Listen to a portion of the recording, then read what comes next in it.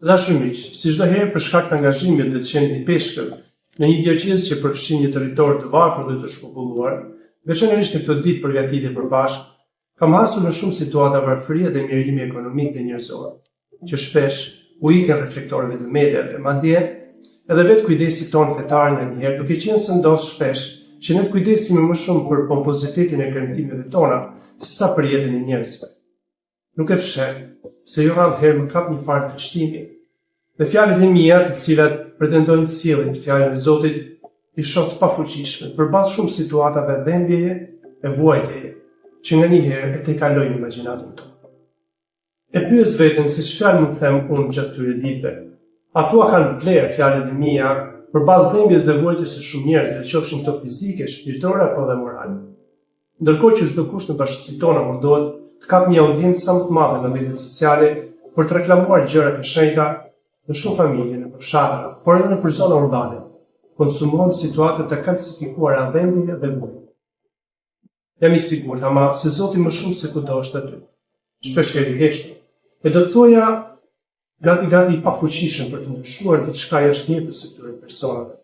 Për faktin e thjeshtë se këtë mision ai na ka dhënë neve. Hyn ndryshon zemrat tonë, dhe ne mundemi dhe duhet të ndryshojmë realitetin tonë. Prandaj, të bësh një urim për Pashkë është një përgjegjësi e madhe, pasi rrezikojmë të bijmë në klishet e zakonshme, në fjalët që përdoren për çdo herë, por që gjithnjëherë më shumë e largojnë në një farë mënyre festen nga jeta shumë njerëzve. Nëse Krishti, me vdekjen e tij e mundi vdekjen, sikurse thotë një himn i vjetër i Pashkës që këndohet në këtë ditë, na ka lënë ne që me angazhimin tonë të bëhemi Pashkë për të tjerë, sidomos për ata që janë në vargojt e padrejtësisë, të dhunës, të luftës e të situatave të rënduara ekzistenciale. Nuk ka kuptim, të dashur miq, të urosh Pashkën, nëse nuk bësh Pashkë ti vetë.